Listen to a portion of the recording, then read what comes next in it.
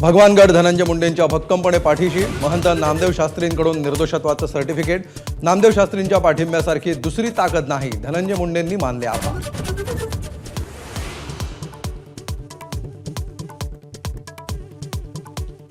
आरोपींचं समर्थन करणं हे दुर्दैवी, नामदेव शास्त्रींच्या पाठिंब्यावर जरांगींसह अनेकांची टीका।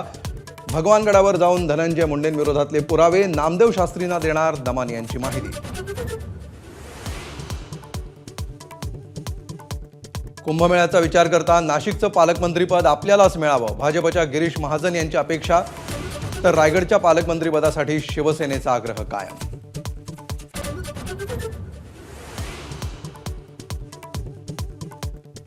धनंजय मुंडे आणि सुरेश धस यांच्यात लवकरच पॅचअप होण्याची शक्यता। सुरेश धस आणि धनंजय मुंडेंमध्ये विसंवाद, तो दूर करण्याचा आमचा प्रयत्न, चंद्रशेखर बावनकुळे यांचं विधान।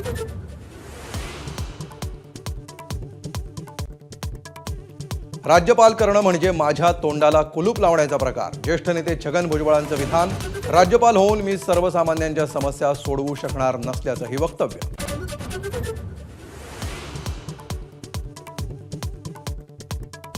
शिक्षण मंत्री दादा भुसेंनी अप्रत्यक्षपणे फेटाळली नितेश राणेंची बुरखाबंदीची मागणी।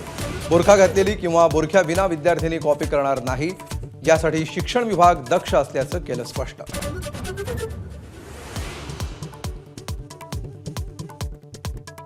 शिंदेंच्या शिवसेनेचे पदाधिकारी अशोक धोणींची कार गुजरातच्या भिलाडीतील खाणीतून बाहेर काढण्याचं काम सुरू। खदाणीमध्ये काळ्या रंगाचं जॅकेट, हेडफोन सापडले, मात्र अशोक धोंडी अद्याप बेपत्ताच।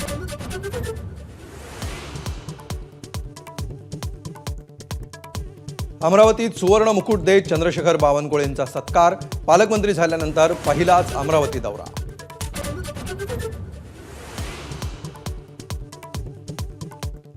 राष्ट्रपतींच्या अभिभाषणानंतर सोनिया गांधींच्या वक्तव्यावरून वाद, राष्ट्रपती मुर्मूंचा पुअर लेडी असा उल्लेख, तर सर्वोच्च पदावरील आदिवासी महिलेचा अवमान, मोदींचा हल्लाबोल।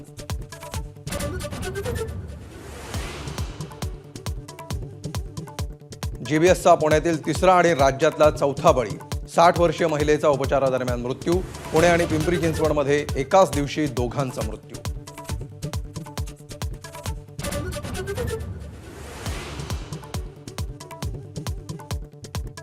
सैफ अली खान हल्ला प्रकरणात सीसीटीव्हीतला आरोपी आणि शहजाद यांचा चेहरा जुळला, फॉरेन्सिक लॅबचा अहवाल पोलिसांच्या हाती।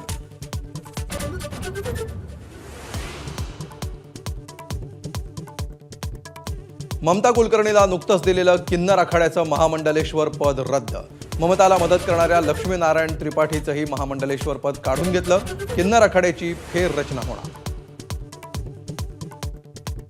नागपुरात रिंग रोड परिसरातल्या शेकडो झाडांची कत्तल होर्डिंगसाठी केल्याची चर्चा, रस्त्यावरील होर्डिंग झाडांमुळे दिसत नसल्यानं कुऱ्हाड।